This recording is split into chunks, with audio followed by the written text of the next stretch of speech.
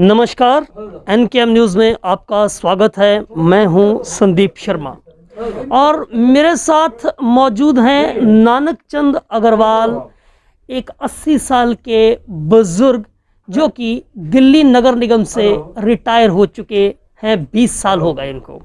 और आज जिस तरह से आप देख रहे हैं कि दिल्ली नगर निगम के कर्मचारियों को वेतन नहीं मिल रहा है और जो पेंशनर्स हैं उनको पेंशन नहीं मिल रही है और जिनके सामने जो है वो रोज़मर्रा की ज़रूरतें जो है पूरी करने की समस्या खड़ी हो चुकी है।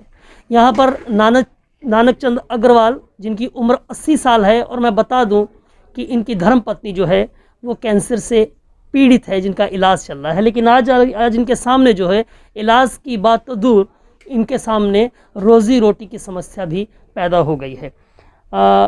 नानक चंद जी, वाइफ की मैंने ऑपरेशन कराया घुटनों का।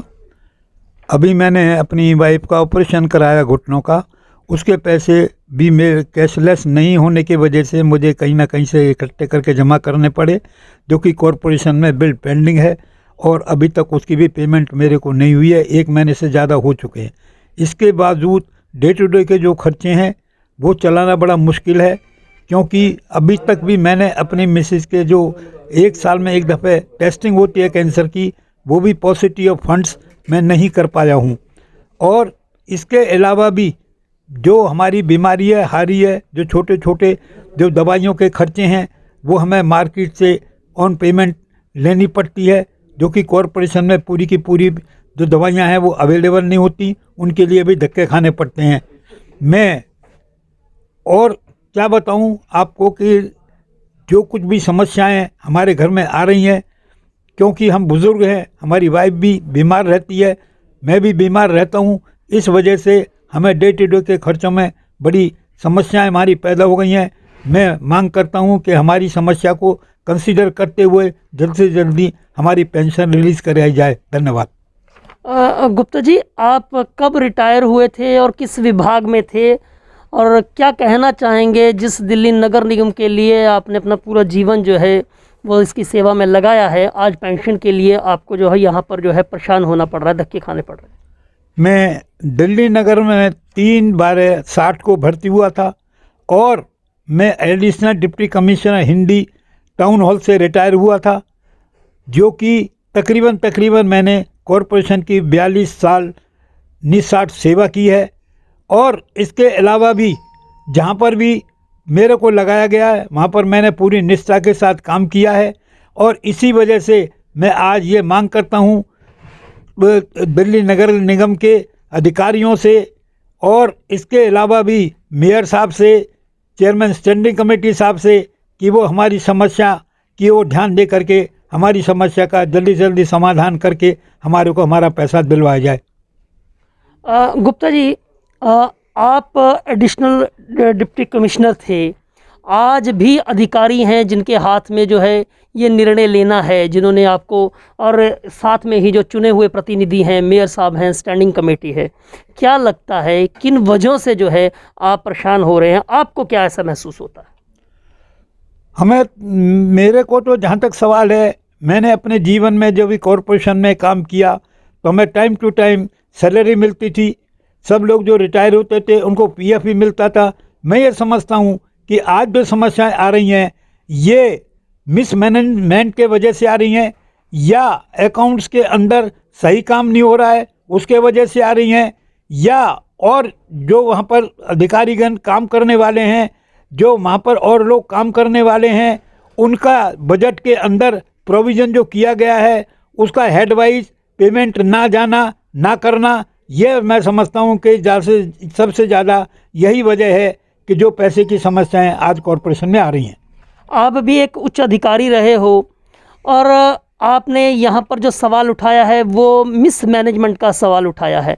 मिसमैनेजमेंट के बीच में जो है जो चुने हुए प्रतिनिधि भी हैं जो कि इसको मैनेज कर रहे हैं और अधिकारी भी हैं। क्या लगता है कि इसके बीच में ये तो हैं ही हैं, साथ में कहीं राजनीति भी इसके आड़े आ रही है? इसके बारे में तो मैं नहीं कह सकता। मैं तो इतना ही कह सकता हूँ कि समन्वय नहीं है। समन्वय ना होने के वजह से, चाहे वो किसी भी स्तर पर हैं, चाहे वो पॉलिटिकल विंग की वजह से है, चाहे वो एडमिनिस्ट्रेटिव विंग की वजह से है, तालमेल आपस में ना होने के वजह से ये समस्याएं सामने आई हैं और यही मैं समस्या समझता हूँ। तो यहाँ ये समझा जा सकता है 80 साल की इनकी उम्र हो चुकी है। एक आखिरी सवाल मैं पूछना चाहता हूँ, आपने हाथ में ये पूरा का पूरा लिया हुआ है जो कि एडिशनल DHA मेडिकल को आपने जो है रिक्वेस्ट की है रीइंबर्समेंट की मेडिकल बिल की, जो कि 3,71,000 का है, इनके हाथ में है। मैं देखता हूँ काफ़ी बुज़ुर्ग हैं, चलने फिरने में भी काफ़ी परेशानी होती होगी आपको। आज सिविक सेंटर में आप आए हैं, पेंशन की तो मांग कर ही रहे हैं। ये सब समस्याएं जो हैं, क्या ऐसा कुछ होना चाहिए कि सीनियर सिटीज़न होने के नाते आपको इसके लिए धक्के ना खाने पड़े? एक व्यवस्था ऐसी होनी चाहिए कि आपको पेंशन जो है वो वक्त से मिले, आपको इस तरह के खर्चे जो मेडिकल के बिल के हैं वो खर्चे आपको मिले। लेकिन होता ये कि आपको धक्के खाने पड़ रहे हैं। दुख होता है कि जिसके लिए भी आपने पूरी जीवन जिसके लिए आपने दे दिया है जिस विभाग को, उस विभाग जो है वो आपकी अनदेखी कर रहा है। मैं समझता हूँ कि आज से कुछ समय पहले दिल्ली नगर निगम में हमें पैसा जमा कराना नहीं पड़ता था और कैशलेस स्कीम थी, जिससे हमें कोई परेशानी नहीं हो सकती थी और हमें दवाइयाँ भी टाइम पर मिल जाती थी, दवाइयाँ भी हमारे को सही रूप में मिल जाती थी। तो जो पहले सिस्टम था, कुछ समय पहले ही ये कॉरपोरेशन में रवायात थी। आज ये क्यों हो गया ऐसा, इसके बारे में मैंने आपको पहले ही बताया है। किसी न किसी स्तर पर कुछ न कुछ जो है वो मिसमैनेजमेंट के वजह से ये है, वरना पहले कभी भी इस तरह की समस्या हमारे सामने नहीं आई। तो ये 80 साल के बुजुर्ग नानक चंद अग्रवाल हैं, जिनकी धर्म पत्नी जो है वो कैंसर से लड़ रही है, घुटने भी जो है उनके जो हैं वो रिप्लेस हुए हैं। तो ये देखा जा सकता है कि कितने परेशान हैं। उनका कहना है कि कभी इस तरह की मिसमैनेजमेंट नहीं देखी गई थी, लेकिन अब कुछ समय से जो है यहाँ पर हम देख रहे हैं कि दिल्ली नगर निगम की व्यवस्था में जो है वो बड़ा बदलाव आया है। कहीं ना कहीं इसमें कोऑर्डिनेशन की कमी है, कहीं ना कहीं इसमें प्रबंधन की कमी है। Sandeep Sharma, NKM news, Delhi.